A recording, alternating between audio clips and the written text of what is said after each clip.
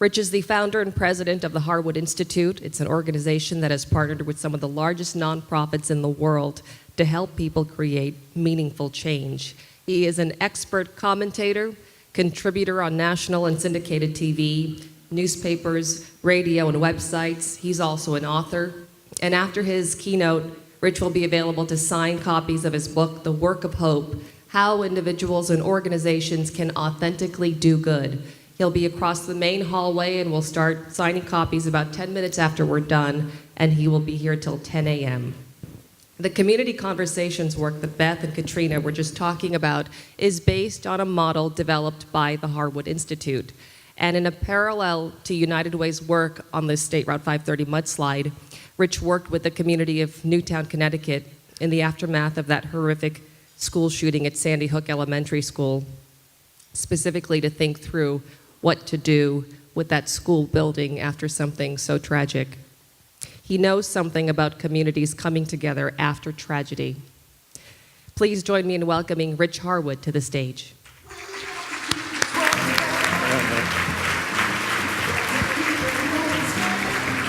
Thanks, Mary. Good morning. Good morning. Can you hear me?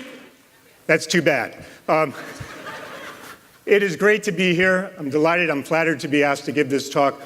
Someone asked me as I was going around to some of the tables introducing myself this morning, they said, did you come all this way just to give this talk? And I live outside of Washington, D.C., and the answer is yes. And I want to tell you why I came this way. Where's Dennis Smith? I've worked with over 250 United Ways across the country.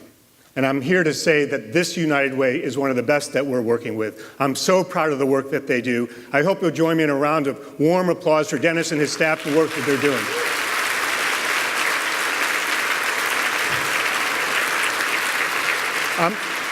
I'm also here because I have to say I'm usually working with communities that don't work well. And it's great to be in a community that is flourishing, that is doing well, that clearly has some challenges, but that is used to coming together to get things done. And so what I'd like to talk about this morning is how is it that you can accelerate and deepen the good work you're doing here in the county so you can create the kind of lives that everyone wants in this community. And let me also say that I'm here because our country needs you. We need more examples of communities coming together and getting things done and demonstrating that we can actually move forward together. Our country needs you.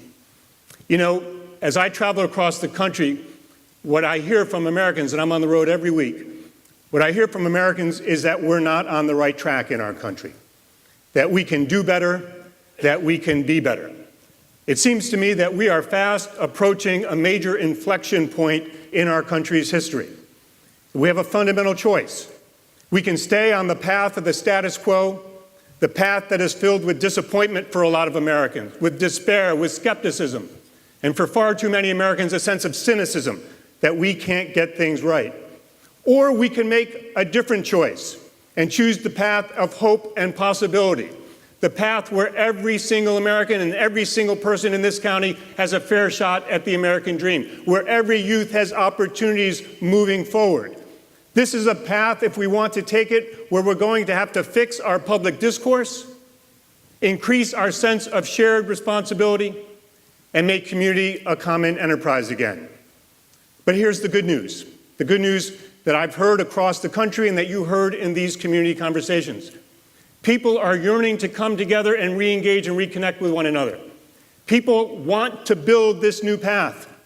And it seems to me we are builders by our nature. It's part of the American character. It's part of our DNA. After all, the American Revolution was about building a new country. After slavery, we had to rebuild the nation. We built this nation through child welfare laws, through labor laws, through voting rights and civil rights. You have been building here in the aftermath of the mudslide and in pursuing what came out of these community conversations. We are builders by nature. We are builders by nature. But it seems to me that if we want to build, we're going to have to come to grips with some challenges that we face. It seems to me in far too many communities, this may not be as true here, but I suspect it's true somewhat, we spend more time talking about what we're against than what we're for. You know what I mean? We spend more time saying why our side is right and the other side is wrong, why our political party is right and the other party is wrong, why our neighborhood is right and someone else is wrong. Seems to me we spend more time talking about what's wrong than what we're for. We have too many leaders who are pursuing their own agenda at the cost of the public agenda. We have too many organizations who are concerned about their own survival and their own good, and not nearly concerned enough about our common good. And what I hear from we Americans as I travel the country is that too many of us as individuals, we're too consumed by instant gratification. We want what we want when we want it. If we don't like it, we get to return it, no questions asked. But it has permeated our public life to the extent that too often we're unwilling to make long-term investments in the kind of work that you do every day. It seems to me we can't move forward if these are the conditions that we face every day. And so what can we do? What can we do about this? I want to talk about 3 concrete things that I think are critical for this county and other folks across the country to accelerate and deepen our good work. But before I mention those 3 things, I want to mention something even more basic. It has to do with our sense of direction, what direction we're facing in. It seems to me if we're going to get on this path of possibility and hope, this path where every youth has opportunities, where people have housing, where the homeless have shelter and a fair shot at a life, it seems to me that we're going to have to make a fundamental choice to turn outward toward our communities. That the direction we're facing is outward toward our communities, not inward toward ourselves and our own organizations. Where the reference point for everything we do is the community, not our own organization. And far too often as I travel the country, what I find is that too many of us who are trying to do good work in the community, because of all sorts of reasons, we become inward looking. And what I found is that the more pressure our organizations or groups are under, the more inward we turn. The farther away from the community we get, the very community we seek to bolster and support and help move forward. And then before you know it, when we're trying to be more relevant and impactful in the community, we decide, well, if we just do yet another strategic plan, we'll be more impactful, right? That if we just do another reorganization and move people around in the boxes and the titles, we'll be more effective. Heck, I've run into a lot of organizations, I suspect none here in this room, who believe if you design a new logo, you will be more impactful. You're laughing. But I have a confession to make. My institute has a new logo. I like it. You'll see it outside. We looked at the color, the science of color. My old logo used to read blue. My staff came to me and said, you know, Rich, we need to be more assertive and more aggressive in how we look and seem, so we went from blue to red. And we have a nice little logo that has a swoosh in it that shows movement. It's sort of dynamic. You're going to love our logo when you see it. But here's the thing. I know that logo makes us more attractive. But what I also know, it doesn't make us a lick more effective.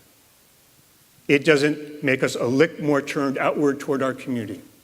It doesn't mean that we can see and hear people any better than we could before, or that we're partnering with the right partners, or that we've developed the right strategies that fit our local context, or that we're building the conditions for change that we need in order for change to occur, take root and spread and grow. That logo doesn't have anything to do with any of that, and nor would another strategic plan if we're not turned outward, and nor would another reorg if we're not turned outward. So here's what I hope will happen when we turn outward. 3 quick things I want to mention. The first one is this. If we want to fix our public discourse, it seems to me that we need to focus on our shared aspirations. That's what these community conversations were about. That's where they started. We need to focus on our shared aspirations. You know, so often when we go out and engage communities, if we engage communities at all, we tend to focus on one of 2 things. We ask people what the problems are. And if you've been in those discussions, which I suspect many of us have, what happens? Inevitably, as people start to put the problems on the table, they start to complain that they haven't been solved. And when they start to complain they haven't been solved, they start to look for who's responsible, who didn't do their job, so that they can point a finger at them. And before you know it, we're in this debate or discussion, sometimes heated, about who's to blame and who's not responsible. It seems to me those discussions take us right back to the path of the status quo. And those discussions that are focused on problems will not enable us to move forward together. When we don't do those kinds of conversations, now I know, again, none of you have been involved in any of what I'm about to talk about. We do these visioning exercises. You know, the ones with the little yellow dots? You ever been involved in those? Where the facilitator says, you know, we're here to discuss the community, but please don't talk. Just take your little yellow dots, put them up on the wall. We're going to count them up. Have you done this? We're going to count them up. But I ask you, how is it in God's name that we can know where we want to go if we actually haven't talked about it and figured out what we value together rather than just counting something up? And by the way, have you ever noticed what happens to those visioning exercises? You know, they're always published in 4-color and glossy paper and saddle stitch. Have any of you done this? Come on, now's the time to fess up. You know, those reports that have 700 recommendations and 1,300 task forces? You know what I'm talking about. The ones that ultimately are on the bottom of our pile, or somewhere in our filing cabinets, or somewhere on the shelf, gathering dust, but much like my logo, haven't made a lick of difference in people's lives too often. I think the alternative is, and let me just say one other quick thing. The reason why is because people don't want to talk about pipe dreams. They want to talk about their lives. They don't want a blue sky about all the things that could be. They want to talk about what can be. And so in order to get to that, after 30 years of doing this work, one of the things I've come to the conclusion on is we've got to focus on our shared aspirations for our community. These community conversations start with the question, what kind of community do you want to live in? And before you know it, as we start to talk about those, people are recognizing that as they say their aspiration and someone else says theirs, all of a sudden we hold something in common where before we thought maybe we didn't hold anything in common. Maybe we were even divided. As people look at these shared aspirations, all of a sudden they recognize that no matter how good our individual organization is, no one organization could help us get to fulfill these aspirations. No matter how good any of us are as individuals, individual leaders, no one individual leader can get us to these shared aspirations. In fact, my experience is as people look at these shared aspirations, what they recognize is that we're all in it together. It's going to take organizations, it's going to take leaders, and it's going to take members of the community to move our agenda forward. And so I applaud the work that's been done here on community conversations, and my urge, my plea to you is to make it a norm in this community that we start and focus and frame our conversations on our shared aspirations, not on our problems, not on these visioning exercises, but what we're for and what we're willing to fight for. And then we can make more progress. You still with me? Point number 2. If we want to increase our sense of shared responsibility in our community, we need to start doing more shared work. More shared work. This reminds me of a time I was in Las Vegas, and I was sitting around a table with 12 or 15 folks from Las Vegas, much like these community conversations. And about 90 minutes in, after we talked about all the issues about why Clark County's education system wasn't working, and there too they had a homeless issue and a whole constellation of other things, I turned to the group and I said, so what do you think we ought to do about this? And I'll never forget this. There was a guy, a gentleman, about 3 seats to my left, had a beard. And he looked at me and he said, what I think we need to do, what I would like to do, he said, is I'd like to gather up the 12 or 15 people in this room, and I'd like to go paint a school together.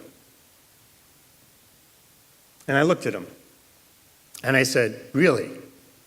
You want to paint a school? You just told me about all the systemic issues in Clark County education. You told me about all the systemic issues around homelessness and housing and other issues. And you want to gather up these 12 people and go paint a school? We just spent the last 90 minutes talking about this, and that's what you want to do? And he shot me back a look, which I can still remember. And this is what he said to me. He said, Rich, you seem like a nice enough guy. You dress well, you have a blue suit on and a pink shirt and a striped tie. But here's the thing. You're not listening real well. You're not listening real well. So let me try it again. I want to gather up these 12 or 15 people to paint a school so that we can demonstrate that we're willing to come out from our homes and work together in this community. I want to gather these 12 or 15 people so that we can come out of our homes and set a goal for what we want to do together. I want these 12 or 15 people to come together so that we can come out of our homes, set a goal, and we can start down the path about what we need to do. And that at some point we will fail, because maybe we didn't quite figure out what needed to be done or the supplies that we need, and we will fall down and scrape our knee. I want to get these 12 or 15 people together because when we come out of our homes and set the goal and we start down this path and we fall down and scrape our knee, we need to demonstrate to ourselves and to one another that we have the fortitude, the wisdom, the know-how, the courage to get back up, to wipe off our knees, and to keep down our journey. I want to get these 12 or 15 folks together because when we come out of our homes and set the goal and go down our path and fall down and get back up, that ultimately we will succeed. And we don't celebrate nearly enough in our community when we succeed. We only talk about what's wrong, seldom about what's right. And then he continued. He said, I want to do this because the folks on the other side of Las Vegas, they may not need to paint a school, but maybe when they see us painting the school, it'll trigger something in their imagination. And they too will gather up 12 or 15 folks. And they too will set a goal, maybe cleaning up a park, maybe reading to kids, maybe mentoring someone. But they will be triggered to step forward and stand up and work together. And when they do it, other people will see it. And oh, by the way, when we paint this school, those kids in the school, they'll see that we actually care about them. They'll see that someone loves them. And maybe their parents who are stretched thin because they're working 1 or 2 jobs, maybe they'll see that there are other adults who are willing to help support them as well in their own journey with their children. What this man was saying to me, I think sits at the crux of America right now. It's how is it that we come together and rebuild our trust between and among ourselves? How is it that we forge meaningful relationships with one another in a time of instant gratification? And how is it that we develop our confidence that we can move forward together?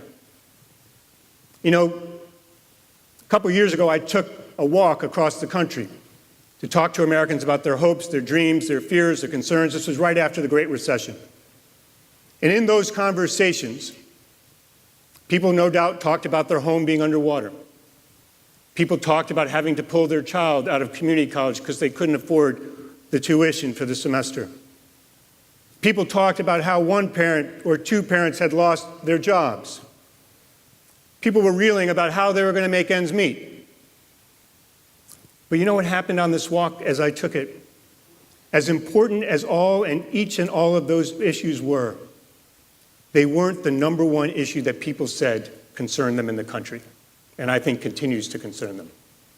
And that is this: how is it that we restore our belief in ourselves and in one another, that we can actually come together and get something done?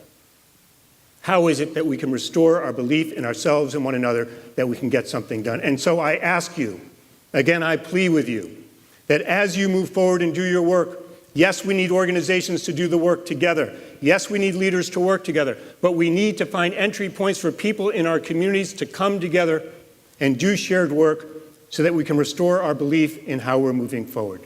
Last point. It seems to me if we're going to make community a common enterprise, we need to pay attention to the stories we tell ourselves about our communities and about ourselves. As I said, I've been doing this work for 30 years now. And the number one hidden factor about a community's success is the narrative that the community has about itself. Let me just tell you one quick story about this. I got a phone call one day from a foundation president who said the governor of Ohio had taken over the Youngstown Public Schools. He had set up an academic distress commission. They're about to release their new education reform package. It had 150 or so recommendations. Recommendations you could have probably found on any website dealing with education reform. And they said, oh, by the way, we're about to release this, but what we realized is we've never talked to anyone in the community. And as we laugh, and I laughed myself, except I know this happens in so many communities. And he asked me, would the Institute come up to Youngstown and work with the Distress Commission to engage people? And I said, only under two conditions. Number one, I get to decide who we talk to. And number two, I get to decide the questions we ask. And they agreed. And here's one of the things that we found out about the story that people were telling themselves in Youngstown about raising the expectations for education for youth. As we talked to adults, this is what they said. When we see kids in Youngstown walking down the street toward us, we cross the street. When we look into the eyes of the kids of Youngstown, we know they're up to no good. When we look into the eyes of the kids in Youngstown, we know that many of them are going to end up behind bars. They're crooks. When we look into the eyes of these kids, we don't believe many have the potential or the desire to learn. Think about it. We then went and talked to some of the kids. And after those conversations went on for a bit, the kids said, you know, we know what the adults say in this community about us. We can feel it. We can see it. When we walk down the street, they cross the street. When they look at us, we can tell they're looking at us with a sense of disdain that we're up to no good, that we're probably going to rob someone. And surely we know they don't believe we have the potential to learn. And so I ask you, in a community that wants to raise its education expectations and engage more kids in learning, if that's the story of a community and everyone knows it, what makes us believe that a kid in Youngstown in the dead of winter when it's dark out is going to get out of bed when it's cold, go take a shower, go stand on a cold street corner, wait for a school bus to take him to a school where he knows people don't believe in him? Now, I know that's not the narrative of this community. But what I know is these narratives, these hidden narratives, they drive our attitudes and mindsets, our behaviors and our actions and everything we say and do with one another. So in other communities, I've heard people have narratives of, this one was in Las Vegas, I'm for me and you're for me. I'm for me and you're for me.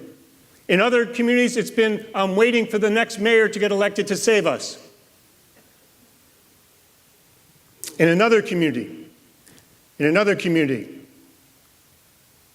it was, we already tried that before. It won't work.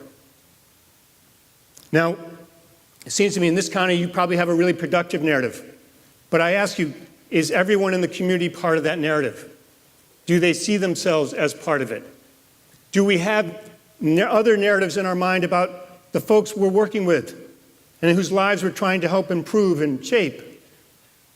And it seems to me that if we want to move forward, the question is, how in our communities can we create a can-do narrative that's not rooted in public relations, that's not rooted in hype, but that's rooted in the actual stories of change that are bubbling up from the community? How is it that we can learn to tell, I think we need to learn to tell different types of stories. Stories of what I would call civic parables, like of the folks in Vegas. Not stories of our organizations, but stories of people coming together and saying, we want to come out from our homes and set a goal together like painting a school. We want to start down the path and start to do good work. We need to tell the story of when they fall down, because most of us fall down when we're trying to create change and good things. And people need to see that, because it gives them a greater sense of faith that they don't need to be perfect. And at some point, we all will fail. The question is not when we will fail or whether we will fail. The question is whether or not we will get up when we fail and whether or not we will keep moving. And so these civic parables, if we can learn to tell them, will allow people to see themselves and hear themselves in our public discourse and ignite their imagination, that they too can be part of moving a community forward. You know, there's an old country song, the refrain of which is, I can't see me in your eyes anymore. I can't see me in your eyes anymore. And what we know is if people are to engage in the work of their communities, they need to see themselves, they need to hear themselves, they need to feel that their lived experiences and concerns are part of what's happening, and that they have the sense of power and agency and wherewithal to make something good happen. So for the next couple of minutes, I just want to talk for a moment about why I do this work. And I want to talk about that because I want you to know what motivates me and why I'm standing here. But I want to tell you also because as I'm telling you part of my story, I'm hoping that you will remember part of your own story, that you'll remember part of your own story for why you do this work. I do this work because when I was a kid, I was diagnosed with cystic fibrosis. In the early 1960s, that was a death sentence. There was a point at which my doctors turned to my mom and said, "Face it, he's a lemon." No one expected me to make it this far, and I surely never thought I'd have the honor to stand before you today talking about how we move communities forward. I spent much of my childhood and a good part of my adulthood in hospital beds. I have vivid memories of doctors and specialists and nurses all circling around me as I laid in that bed, all talking to one another, but never talking to me. Every time I go into a hotel room, like the one I did on the 5th floor here in this beautiful hotel, and I travel every week, every time I take that little plastic card and insert it to open the door, it reminds me of a hospital room. And it's not until the last few years when I go to sleep in these hotel rooms, it's not in the last few years when I stopped sleeping in all my clothes and turned on every single light I could find and leave it on all night. But I got lucky. I had a coach named Ray Rivers who taught me that it was okay to hope and to exert myself physically. I had a next-door neighbor named Jack Brundage who worked on the assembly line for General Mills in my hometown, who had a wood shop in his backyard, who used to take me back to that wood shop all the time and teach me that I could make things with my hands. I grew up in a temple, a synagogue, where I saw people take care of one another and have heated arguments, but still have deep affection for one another. But what I take from my own personal experience is this: I will never forget what it feels like to be invisible. I will never forget what it feels like to not be seen and heard. I will never forget what it feels like to know that tomorrow is likely to be worse than today, even while you're holding on to hope. I will never forget what it feels like to have the healthcare system that was supposed to support me and heal me, chew me up and spit me out. I will never forget that. It's why I do this work, because I believe so deeply that every individual in our communities is deserved dignity, that they're deserved to have a voice, that we can actually build things together, that but for Ray Rivers and Jack Brundage and other folks who saved me, which was my first experience with community as a common enterprise, without that, I might have slipped through the cracks. And so I believe deeply in the notion that if we go down the path together, we actually can solve our problems. And so if there's one thing you remember that I said today, it's not my personal story. It's that your personal story is the most precious gift that you have. And it's the most precious gift that we have. Because these personal stories, they're rooted in an urge within us to do good, an innate desire to make a difference, an innate desire to be part of something larger than ourselves, an innate desire to join with other people, to believe in ourselves that we can actually come together and get things done. But in our society, too often, we're told to forget that personal story. Just get your work done, right? We're told so often, just hit your metrics. That's what you ought to be focused on. We're told, just meet your budget projections. And what I'm here to say is, this story within yourself, this most precious gift, we need it because it's this story that we need to draw on when we face adversity. It's this story that enables us when we fall down to get back up and to wipe off our knee and keep moving. It's this story within us. It's this story within us that enables us to have faith in one another. That even though things may not be going as we want them to go, we should stick with things and keep moving forward together. So let me just say in conclusion, Mary said I was asked to come to Newtown after that shooting. I got a call from the mayor just 5 weeks after the shooting, where, as you know, a young man named Adam Lanza, 19 years old, walked into Sandy Hook Elementary School and shot down 20 first graders and 6 adults. I was asked to lead a process by which the community could figure out what to do with that school building, but what became really clear was it really wasn't about a building. It was about whether or not a community that had been through trauma and despair could pivot to healing and hope. All the meetings that we held were in public: the Wall Street Journal, the New York Times, CNN. They covered every single minute of these meetings. The families of victims and survivors and others were all at these meetings. The night when we were supposed to make a decision, on our fourth night, we just met with some teachers, and it became clear that there was too much emotion still to make a decision. So I had to stand up, even though the Wall Street Journal had run an article that morning saying we were going to make a decision. I had to stand up and say, we're not going to make a decision tonight. We're going to delay. And of course, I got phone calls from the New York Times and the Journal the next morning saying, I told you this would fail. I told you this wouldn't work. People couldn't come together. Except on the fifth night when we came together, the fifth week, people said we need to learn how to move forward as best we can. That was the turning point. We need to learn how to move forward as best we can. And that night, it wasn't 50-50 split about what to do with the school building. It wasn't 2/3, 1/3, or 1/4, 3/4. It was a unanimous decision to tear down the building and rebuild. But here's what I want you to know. The first day that I went to Newtown, I flew up from Washington, D.C., where I live, rented a car, drove 45 minutes to Newtown, town of 27,000 people, went to the town hall, the very town hall that we would hold our meetings in. As I walked through the door, I could see the mayor's office on the right and the city council chambers straight ahead of me, which is where the meetings would be held. But before I went in there, I turned to my left because I could see two signs on a wall.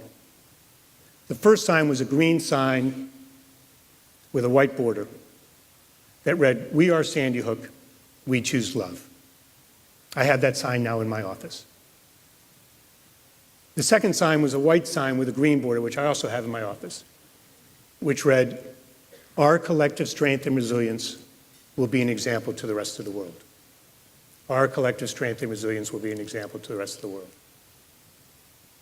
It seems to me that Newtown is becoming that example. But what I also know is that you're that example also. The way that this community has come together after the mudslide, where people have demonstrated, I believe, the best of what America has to offer, the best of what our nation has to offer, you have demonstrated. You have demonstrated an incredible sense of compassion, a sense that we're in it together, a sense that when we put our minds to it, we can overcome the challenges that we face. You have demonstrated that it is possible in a country where people believe we're on the wrong path, that we can get on the right path, and that we can restore our belief in ourselves and in one another, that we can come to get things done. The reason why I wanted to come here today is in part simply to say thank you. Thank you for the incredible example that you're providing for the rest of the country. We hold you in such admiration and gratitude for the ways in which you've responded to adversity and the ways in which you as Americans are demonstrating that our DNA is about building and rebuilding and continuing to move forward in the face of adversity and travesty and tragedy. It seems to me that we have a choice in this country right now. We can choose the path of the status quo, the path of skepticism and frustration and even cynicism. We know where that path is going to take us. Or we can choose the path of possibility and hope, a path where we are builders, a path where every person has a fair shot at the American dream and every youth has opportunity, a path where we come together and restore our belief that we can actually get things done together. The reason why I came here is to say thank you for what you're doing, to hopefully help accelerate and deepen the good work that you're doing, and to be able to go to other communities across this country and say, look in Western Washington, and you will see an example of what we Americans can create together. Thanks so much for having me.